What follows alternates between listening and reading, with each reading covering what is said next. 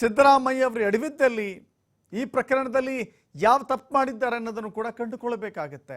ಹೀಗಾಗಿ ಲೋಕಾಯುಕ್ತ ಪೊಲೀಸರು ಇಡೀ ಪ್ರಕರಣವನ್ನು ಜಾಲಾಡ್ತಾರೆ ದಾಖಲೆಗಳ ಸಮೇತವಾಗಿ. ಸರಿ, ಈಗ ಮುಖ್ಯಮಂತ್ರಿಗಳ ವಿರುದ್ಧ ದಾಖಲಾಗಿದೆಯಲ್ಲ, ಯಾವ್ಯಾವ ಸೆಕ್ಷನ್ಗಳು ಅಂತ ನೋಡಬೇಕಾಗತ್ತೆ. ವಿವಿಧ ಸೆಕ್ಷನ್ಗಳ ಅಡಿಯಲ್ಲಿ ಮುಖ್ಯಮಂತ್ರಿಗಳ ವಿರುದ್ಧ ಪ್ರಕರಣ ದಾಖಲಾಗಿದೆ. ಸಿಎಂ ವಿರುದ್ಧ ದಾಖಲಾಗಿದ್ದಾವೆ ಕ್ರಿಮಿನಲ್ ಸೆಕ್ಷನ್ಗಳು. ಎಸ್, FIR ನಲ್ಲಿರುವಂತಹ ಅಂಶಗಳನ್ನು ನಿಮ್ಮ ಮುಂದೆ ನಾವು ಇಡ್ತಾ ಇದ್ದೀವಿ. IPC 120B, 166, 403, 406, 420, 426, 465, 468, ಇನ್ನು 340 ಮತ್ತು 351 ಈ ಎಷ್ಟು ಸೆಕ್ಷನ್ಗಳನ್ನು ಹಾಕಿದ್ದಾರೆ. ಇಷ್ಟು ಸೆಕ್ಷನ್ಗಳು ಹಾಕಿದ್ದಾರಲ್ಲ, ಬಹಳ ಪ್ರಮುಖವಾಗಿ ಗಮನಿಸಬೇಕು. ಇದರಲ್ಲಿ ಭ್ರಷ್ಟಾಚಾರ ನಿಗ್ರಹ ಕಾಯ್ದೆ ಅಡಿ ಸೆಕ್ಷನ್ 9 ಮತ್ತು 13 ಈ ಸೆಕ್ಷನ್ಗಳನ್ನು ಕೂಡ ಇಲ್ಲಿ ಉಲ್ಲೇಖ ಮಾಡಿದ್ದಾರೆ. ಬೇನಾಮಿ ಆಸ್ತಿ ನಿಷೇಧ ಕಾಯ್ದೆ ಅಡಿಯೂ ಕೂಡ ಸೆಕ್ಷನ್ 53 ಮತ್ತು 54 ಅಡಿಯಲ್ಲಿ ಕೇಸ್ ಹಾಕಿದ್ದಾರೆ. ಕರ್ನಾಟಕ ಭೂ ಕಬಳಿಕೆ ನಿಷೇಧ ಕಾಯ್ದೆಯ ಸೆಕ್ಷನ್ 3, 4 ಅಡಿಯಲ್ಲಿ ಪ್ರಕರಣ ದಾಖಲಾಗಿದೆ. ಸಿಎಂ ವಿರುದ್ಧ ದಾಖಲಾಗಿರುವಂಥ IPC ಸೆಕ್ಷನ್ಗಳನ್ನು ವಿವರವಾಗಿ ಇಲ್ಲಿ ನಾವು ನೋಡ್ತಾ ಇದ್ದೀವಿ, ತೋರಿಸ್ತಾ ಇದ್ದೀವಿ.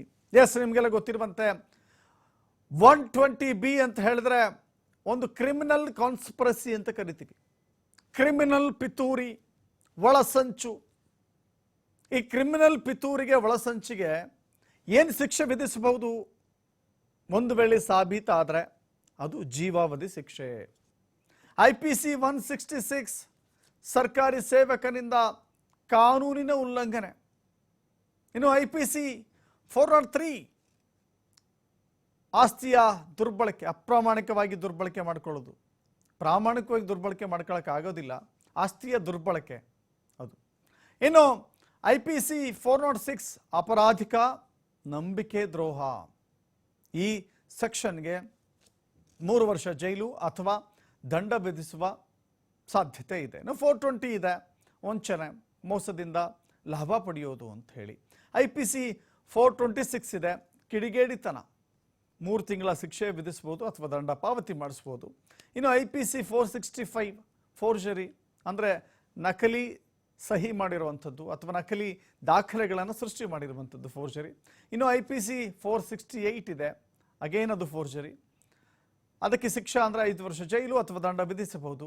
IPC 340 ವ್ಯಕ್ತಿಯೊಬ್ಬನನ್ನು ನಿರ್ಬಂಧಿಸೋದು, ನಿರ್ಬಂಧ ಹಾಕೋದು.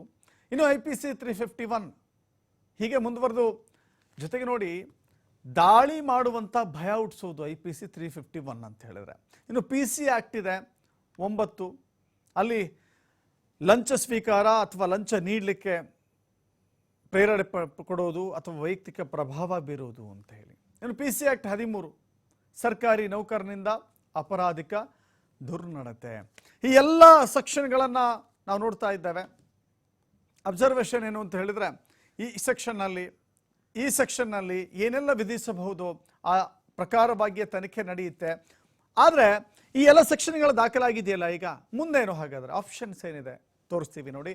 ಮೊದಲು FIR ಪ್ರತಿ ಪಡೆದು ಜಾಮೀನಿಗೆ ಅರ್ಜಿ ಸಲ್ಲಿಸಬೇಕು. ಕೆಲವರು ಜಾಮೀನಿನ ಅವಶ್ಯಕತೆ ಇಲ್ಲ ಅಂತ ಕೂಡ ವಾದ ಮಾಡ್ತಾರೆ. ಕ್ಲಾರಿಟಿ ತಗೊಳ್ಳೋಣ, ಡಿಸ್ಕಸ್ ಮಾಡೋಣ ಈ ವಿಚಾರದಲ್ಲಿ. ಜನಪ್ರತಿನಿಧಿಗಳ ನ್ಯಾಯಾಲಯದಲ್ಲೇ ಜಾಮೀನು ಪಡಿಬೇಕು. ಹೌದು, FIR ರದ್ದು ಮಾಡಲಿಕ್ಕೆ ಹೈಕೋರ್ಟ್ ಮೊರೆ ಹೋಗ್ಬೋದು ಸ್ಕ್ವಾಶ್ಗೆ. ಇನ್ನು ಲೋಕಾಯುಕ್ತ ವಿಚಾರಣೆ ಕರೆದಾಗ ಹಾಜರಾಗಬೇಕಾಗಿರೋದು ಅನಿವಾರ್ಯ. ಎಸ್, DK ಶಿವಕುಮಾರ್ ಅವರ ಪ್ರಕರಣವನ್ನು ನೋಡ್ತಾ ಇದ್ದೇವೆ ನಾವು. CBI ಪ್ರಕರಣವನ್ನು ರದ್ದುಗೊಳಿಸಬೇಕು ಅಂತ ಹೇಳಿ ಕ್ಯಾಬಿನೆಟ್ನಲ್ಲಿ ತೀರ್ಮಾನಕ್ಕೆ ತೆಗೆದುಕೊಂಡ ನಂತರದಲ್ಲಿ DK ಶಿವಕುಮಾರ್ ಅವರ ಕೇಸಲ್ಲಿ ಎನ್ಕ್ವೈರಿ ಆಗ್ತಾ ಇದೆ. ಅಗೇನ್ ಲೋಕಾಯುಕ್ತ ಮೊನ್ನೆ ಅಷ್ಟೇ, ಕಳೆದ ಕೆಲ ದಿನಗಳ ಹಿಂದೆ ಅಷ್ಟೇ DCM DK ಶಿವಕುಮಾರ್ ಲೋಕಾಯುಕ್ತರ ಮುಂದೆ ಹಾಜರಾಗಿ ತಮ್ಮ ಹೇಳಿಕೆಗಳನ್ನು ದಾಖಲಿಸಿ ಬಂದಿದ್ರು, ವಿಚಾರಣೆಗೆ ಹಾಜರಾಗಿದ್ರು. ಅಂತೆಯೇ ಇಲ್ಲಿಯೂ ಕೂಡ ಮುಖ್ಯಮಂತ್ರಿ ಸಿದ್ದರಾಮಯ್ಯ ಅವರು ಕೂಡ ಕರೆದಾಗ ವಿಚಾರಣೆಗೆ ಹಾಜರಾಗಬೇಕಾಗತ್ತೆ, ಹೋಗಿ ತಮ್ಮ ಹೇಳಿಕೆಗಳನ್ನು ದಾಖಲಿಸಬೇಕಾಗತ್ತೆ, ಒಬ್ಬ ತನಿಖಾಧಿಕಾರಿ ಕೇಳುವಂಥ ಪ್ರಶ್ನೆಗಳಿಗೆ ಉತ್ತರಿಸಬೇಕಾಗತ್ತೆ. ನೆಕ್ಸ್ಟ್, ಇನ್ನು ಪತ್ನಿ ಪಾರ್ವತಿ ಜೊತೆಗೆ A3 ಮಲ್ಲಿಕಾರ್ಜುನ ಸ್ವಾಮಿ, A4 ದೇವರಾಜ್ ಕೂಡ ಹಾಜರಾಗಬೇಕು. ಕೇವಲ ಮುಖ್ಯಮಂತ್ರಿಗಳು ಮಾತ್ರವಲ್ಲ.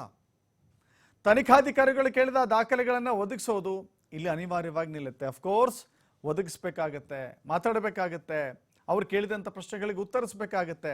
ಬಟ್ ಮುಖ್ಯಮಂತ್ರಿಗಳು, ಒಬ್ಬ ರಾಜ್ಯದ ಮುಖ್ಯಮಂತ್ರಿಗಳು, ಇಲ್ಲಿ ಪ್ರಶ್ನೆ ಬರೋದೇನು ಅಂತ ಹೇಳಿದ್ರೆ, ಜಮೀನಿರೋದು ಅವರ ಪತ್ನಿಯ ಹೆಸರಲ್ಲಿ, ಆದರೆ A1 ಆಗಿರೋದು ಇಲ್ಲಿ ಸಿದ್ದರಾಮಯ್ಯ ಅವರು. ಸಿದ್ದರಾಮಯ್ಯ ಅವರು ಇಡೀ ತನಿಖೆಯನ್ನು ಎದುರಿಸಬೇಕಾಗತ್ತೆ. ಅವರು ಮುಖ್ಯಮಂತ್ರಿಗಳಾಗಿದ್ದಾರೆ ಎನ್ನುವ ಕಾರಣಕ್ಕಾಗಿ ಅದಕ್ಕೆ ವಿನಾಯಿತಿ ಸಿಗೋದಿಲ್ಲ. ನಾನು ವಿಚಾರಣೆಯಿಂದ ದೂರ ಉಳಿತೀನಿ ಅಂತ ಹೇಳೋಕ್ಕಾಗಲ್ಲ, ನನಗೂ ವಿಚಾರಣೆಗೆ ಕರಿಬೇಡಿ ಅಂತ ಹೇಳೋಕ್ಕಾಗಲ್ಲ. ಕಾನೂನು ಎಲ್ಲರಿಗೂ ಸಮ, ಕಾನೂನು ಎಲ್ಲರಿಗೂ ಒಂದೇ ಅನ್ನೋದನ್ನು ಇಲ್ಲಿಯೂ ಕೂಡ ನಾವು ನೋಡಲಿಕ್ಕೆ ಉದಾಹರಣೆ ಸಮೇತ ಸಿಗ್ತಾ ಇದೆ.